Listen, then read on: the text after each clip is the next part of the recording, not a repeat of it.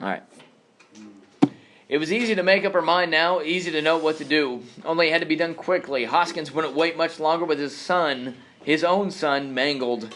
No, it would have to be done this night. This night, with the place 4/5 asleep and remaining fifth, intellectually drunk over the Project Middle Ages.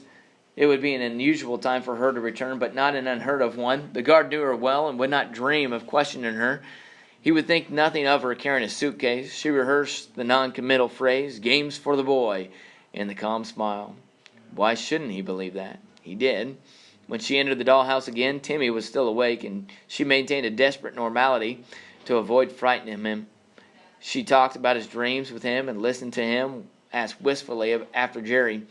There'd be few to see her afterward, none to question the bundle she would be carrying. Timmy would be very quiet, and then it would be a fait accompli. It would be done, and what would be the use of trying to undo it? They would leave her be. They would leave them both be. She opened the suitcase, took out the overcoat, the woolen cap with the ear flaps, and the rest. Timmy said, with the beginning of alarm, "Why are you putting all these clothes on me, Miss Fellows?" She said, "I'm going to take you outside, Timmy, to where your dreams are." "My dreams?" His face twisted in sudden yearning, yet fear was there too. "You won't be afraid. You'll be with me. You won't be afraid if you're with me, will you, Timmy?" "No, Miss Fellows." He buried his little misshapen head against her side, and under her enclosing arms she could feel his small heart thud. It was midnight, and she lifted him into her arms. She disconnected the alarm and opened the door softly, and she screamed, for facing across the open door was Hoskins. There were two men with him, and she stared at her. He stared at her, as astonished as she. Miss Fellows recovered first by a second and made a quick attempt to push past him. But even with the second's delay, he had time. He caught her roughly, hurled her back against the chest of drawers.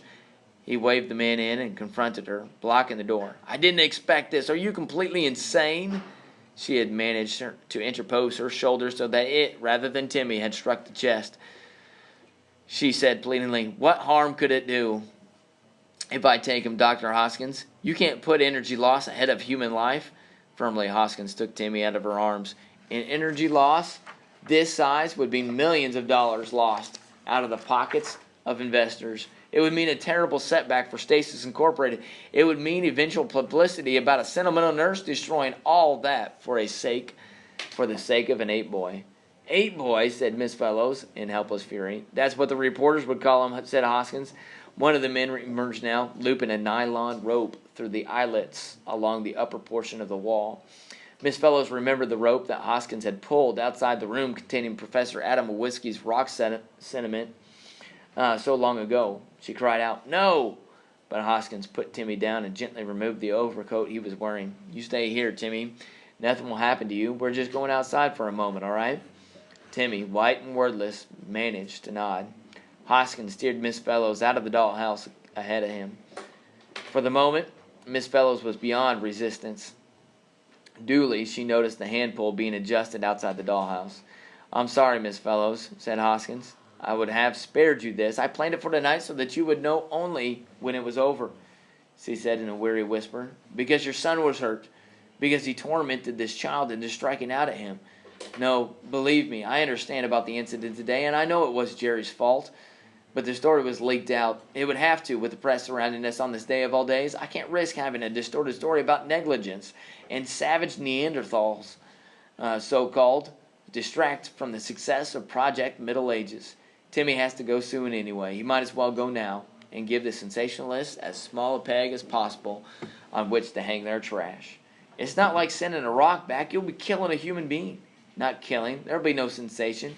He'll simply be a Neanderthal boy in a Neanderthal world. He will no longer be a prisoner, an alien. He will have a chance at a free life." "What chance? He's only 7 years old. Used to being taken care of, fed, clothed, sheltered.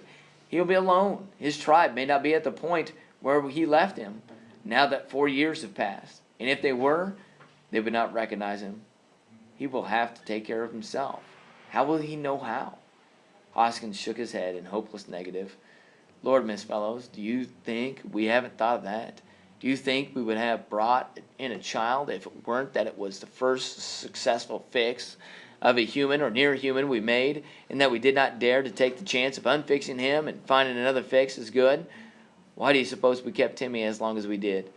If it were not for our reluctance to send a child back into the past, it's just," his voice took on a desperate urgency, "that we can no longer wait. Timmy stands in the way of expansion. Timmy is a source of possible bad publicity.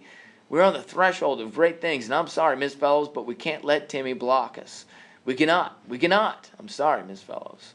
"Well, then," said Miss Fellows sadly, "let me say goodbye. Give me 5 minutes to say goodbye. Spare me that much." Hoskins hesitated. "Go ahead." Timmy ran to her. For the last time he ran to her, and for the last time Miss Fellows clasped him in her arms. For a moment she hugged him blindly. She caught at a chair with the toe of one foot, moved it against the walls, and sat down. "Don't be afraid, Timmy." "I'm not afraid if you're here, Miss Fellows." "Is that man mad at me out there? That man out there?" "No, he isn't. He just doesn't understand about us, Timmy. Do you know what a mother is? Like Jerry's mother? Did he tell you about his mother? Sometimes I think maybe a mother is a lady who takes care of you, is very nice to you, does good things." "That's right. Have you ever wanted a mother, Timmy?" Timmy pulled his head away from her so that he could look into her face. Slowly he put his hand to her cheek and hair and stroked her, as long, long ago she had stroked him. He said, "Aren't you my mother?" "Oh, Timmy." "Are you angry because I asked?" "No, of course not." "Because I know your name is Miss Fellows, but sometimes I call you Mother on the inside. Is that all right?" Yes, that's all right. "And I won't leave you any more, and nothing will hurt you. I'll be with you to care for you always. Call me Mother so I can hear you." "Mother," said Timmy, contentedly. Leaning his cheek against hers, she rose, and still holding him, stepped up on the chair. The sudden beginning of a shout from outside went unheard, and with her free hand she yanked with all of her weight at the cord where it hung suspended between the two eyelets, and stasis was punctured, and the room was empty.